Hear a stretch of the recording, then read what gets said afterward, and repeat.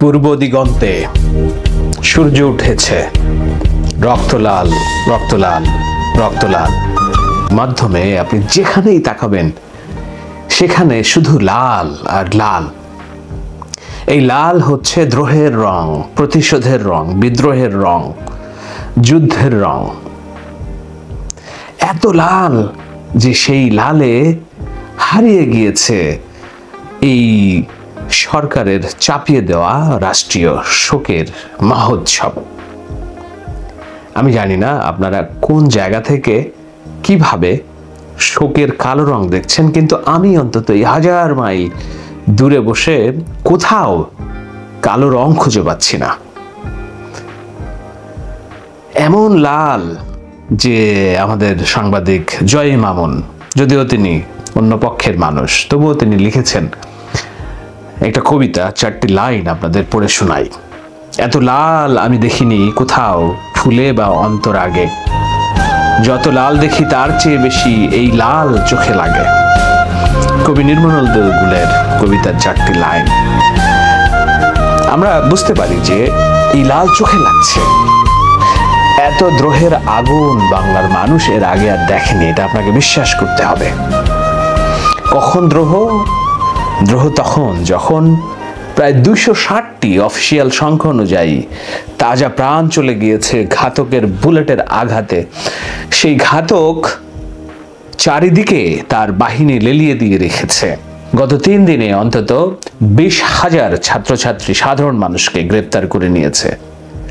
ঘাতকের জেলখানা এত বড় নয় যে এত মানুষকে তারা একসাথে রাখতে পারবে, তবুও তারা শেষ চেষ্টা করে যাচ্ছে।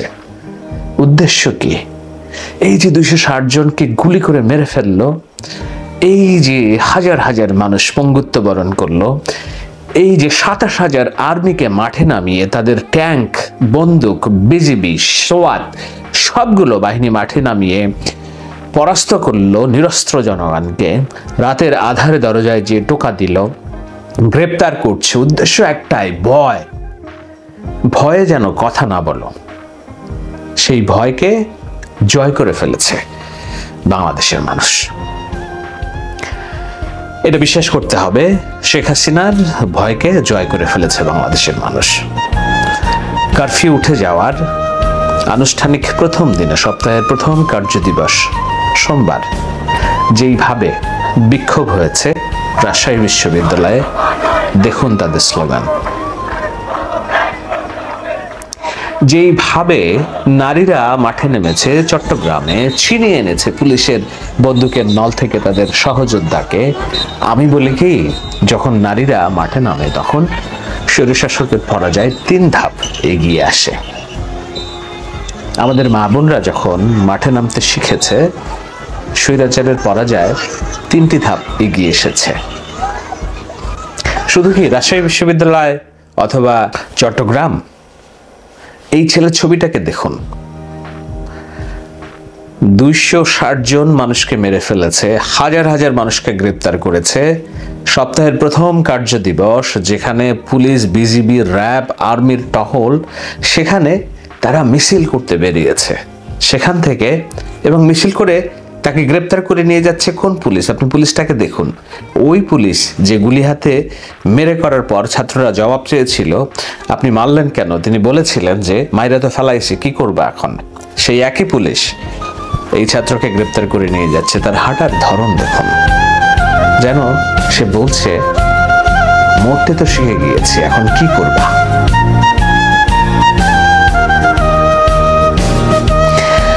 বাংলাদেশের মানুষ এত দ্রোহ এর আগে কখনো দেখেনি। এটা ইতিহাসে বিরল।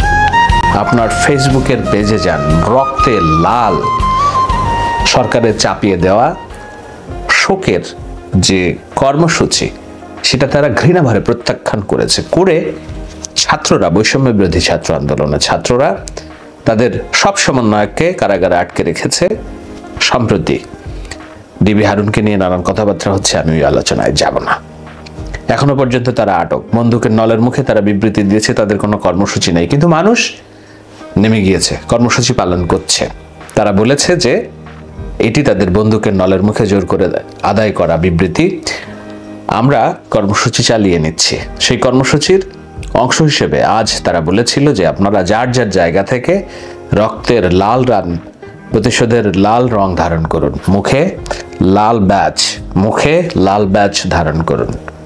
তাদের সেই ঘোষণা বাংলাদেশের কোনো টেলিভিশন প্রচার করেনি, তাদের সেই ঘোষণা রাষ্ট্রীয় গণমাধ্যম প্রচার করেনি, তাদের সেই ঘোষণা পত্রিকায় আসে নাই, কিন্তু এক অবর্ণনীয় শক্তি বিদ্যুৎ গতিবেগে চলে গিয়েছে লক্ষ থেকে লক্ষ মানুষের মাঝে। আর তাতেই সরকারের চাপিয়ে দেওয়া শোকের কালো রংকে প্রত্যাখ্যান করে লক্ষ লক্ষ মানুষ লাল রং ধারণ করেছে। আজকের শাহেদ আলম শোর এই বিশেষ এপিসোড কালো ব্যাকগ্রাউন্ডে নয়, লাল ব্যাকগ্রাউন্ডে। এটি একটি মহেন্দ্র খন। আপনাকে এই মহেন্দ্র খনে বিজয়ের গন্ধ নিতে হবে। চোখ বন্ধ করে আপনাকে ইতিহাসের সাক্ষী হওয়ার প্রস্তুতি নিতে হবে। আমরা হাজারটা দিন অপেক্ষা করেছি এই মহেন্দ্র খন দেখার জন্য। আমরা অনেক মাসের পর মাস অপেক্ষা করেছি এই মহেন্দ্র খন দেখার জন্য। আপনাকে মনে মনে ভাবতে হবে মহেন্দ্র খন খুবই সন্নিকটে। কিভাবে হবে, কেন হবে, কোন পর্যায়ে হবে আমরা কেউ জানি না, কিন্তু ভাবতে হবে যে সন্নিকটে বিজয়। আপনি যদি বিজয় সন্নিকটে নাও ভেবে থাকেন, আপনার চারপাশে মানুষের সাথে কথা বলুন, হাটে, মাঠে, ঘাটে, বাজারে, শিক্ষায়, ছাত্রালয়ে। আমার ফেসবুকের কমেন্টে সেকশনে একজন কমেন্টস করেছে, একজন ক্ষুদে শিক্ষার্থী, সে রাস্তায় বেরিয়েছে। মৃত্যুকে সে কিভাবে উপেক্ষা করার শিখেছে তার দ্রোহের কথাগুলো শুনুন একটু।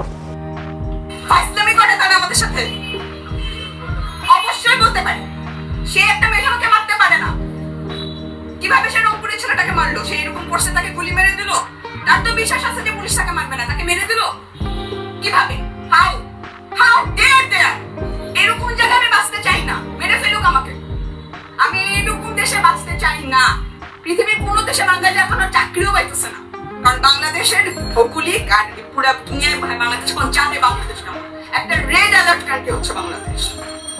অবশ্যই বলতে পারি, কারণ আমার মাতৃভূমি নাই। 1971 সালে যারা জান দিয়ে গেছে তারা থুতু ছুটতেছে এখন। এই জন্য আমি আমার দেশটাকে স্বাধীন করছিলাম। জানেন কি শেখ হাসিনার গত 16 বছরের সবচেয়ে বড় পরাজয় কি? সবচেয়ে বড় পরাজয় হলো এই যে জেনারেশন জি, তাদেরকে বুঝতে না পারা। এই জেনারেশন জি, যে মেয়েটি কথা বলছে, সে যখন হাফ প্যান্ট পরতো তখন থেকে শেখ হাসিনা ক্ষমতায়, তখন থেকে তাকে বোঝানো হয়েছে, শেখানো হয়েছে মুক্তিযুদ্ধ, বঙ্গবন্ধু। কিন্তু তারা মুক্তিযুদ্ধ, বঙ্গবন্ধুর নামে অনাচার শুনতে শুনতে বড় হয়েছে। তারা কিন্তু রাজাকার নয়, তারা দেশপ্রেমিক, তারা মুক্তিযুদ্ধের প্রেমিক, তারা মুক্তিযুদ্ধের সমান মর্যাদা সমুন্নত রাখতে চায়, দেখতে চায়। কিন্তু যখন দেখে মুক্তিযুদ্ধের কথা বলা দলটি চরম অগণতান্ত্রিক, স্বৈরতান্ত্রিক, এই ভোটচোর সবকিছুই তারা মেনে নিয়েছিল, কিন্তু তাদের ভাইকে যখন মেরে ফেললো তখন আর তারা কোনোভাবেই সেই আস্থার জায়গাটা ফিরে ফেল না, এবং তারা আর ফিরবে না। এই যে মুখ ঘুরিয়ে নিয়েছে শেখ হাসিনার আওয়ামী লীগ, মুক্তিযুদ্ধ এবং যে ন্যারেটিভ গত 16টি বছর ধরে তৈরি করা, সেই সব ন্যারেটিভ ভেঙে চুরে চুরমার হয়ে গিয়েছে। আর শেখ হাসিনা যে ন্যারেটিভ স্টাবলিশ করতে চেয়েছিলেন যে আওয়ামী লীগ এর বাইরে সবই রাজাকার, এখন সবাই লাল পতাকা ধারণ করে মনে মনে ভাবছে ইয়েস আমি রাজাকার হলেও এই দেশ আমার, এই দেশের মালিকানা আমার, এই দেশ আমি গড়ব, একটা বৈষম্যহীন বাংলাদেশ গড়ব, ন্যায়ের বাংলাদেশ গড়ব, সবার সমান অধিকার থাকবে, সবাই এই বাংলাদেশের মান সম্মান আত্মমর্যাদা নিয়ে বসবাস করবে। এই দেশে মুক্তিযুদ্ধের নাম করে কোনো অনাচারকে প্রতিষ্ঠিত হতে দেব না, এই দেশে মুক্তিযুদ্ধের নাম করে দুর্নীতি প্রতিষ্ঠিত হতে দেব না, এই দেশে মুক্তিযুদ্ধের নাম করে ছাত্রের বুকে আমরা গুলি চালাবো না। এই প্রতিশোধের আগুন সব জায়গায়, সেই আগুন ছড়িয়ে গিয়েছে সবখানেই। এজন্যই তো সবখানেই গান বাজছে, দ্রোহের গান। পূর্ব দিগন্তে সূর্য উঠেছে, রক্তলাল রক্তলাল রক্তলাল, জোয়ার এসেছে জনসমুদ্রে, রক্তলাল রক্তলাল রক্তলাল।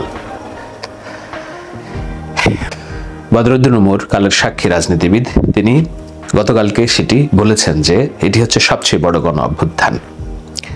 আমি আলোচনায় বলছি যে শেখ হাসিনার পরাজয় দৃশ্যমান, সেটি করতে যেয়ে কি করতে হবে, কোন কোন বিষয়গুলো একত্রিত হলে এই পরাজয়টা খুব সন্নিকটে, সেটাও বলছি। দয়া করে একটু দেখে নেবেন। শাহেদ আলম শোক নামে সার্চ দিলে আপনারা ভিডিওগুলো পাবেন, সাম্প্রতিক ভিডিওগুলো। এই সমস্ত আলোচনার মধ্যে দিয়ে আমি বারবার বলার চেষ্টা করছিলাম, বোঝানোর চেষ্টা করছিলাম যে শেখ হাসিনা একটা বাইনারি ভুলের ফাঁদে আটকা পড়েছেন। তাকে এই ভুল থেকে পিছিয়ে হটার কোনো সুযোগ নাই। তার সুযোগ সামনে একটাই, সেটা হলো আরও মানুষকে হত্যা করা, আরও মানুষকে গুলি করা। বাইনারি ভুলের ফাঁদ, যেটা বলছিলাম যে একটা ভুল করলে 1 1 2 হয় স্বাভাবিক নিয়মে, কিন্তু বাইনারি ভুলের হিসাব হচ্ছে 1 1 10, অর্থাৎ সে 2টা ভুল করছে, সেটার ফলাফল 10 রকম ভুল হয়ে যাচ্ছে। এই যে শোক দিবস পালন করা, শহীদের পরিবারকে ঢাকায় ডেকে নিয়ে নাটক করা, ছাত্রলীগের মেয়েদেরকে জড়িয়ে ধরে কান্নাকাটি করা,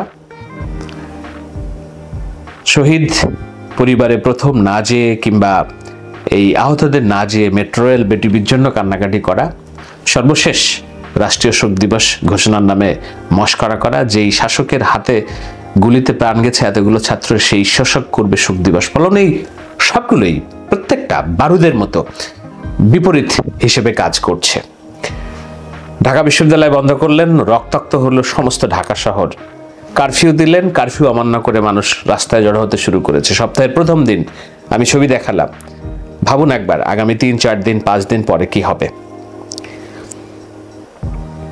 এরপরে ডিবিদিকে দিয়ে আপনি ছাত্রদের উঠিয়ে নিলেন, তাদেরকে দিয়ে জোর করে বিবৃতি দিলেন, সেটাও প্রত্যাখ্যান করে। যে আপনার কোন সমীকরণটি কাজ করছে শেখ হাসিনা, আপনি একবার হিসাব করুন।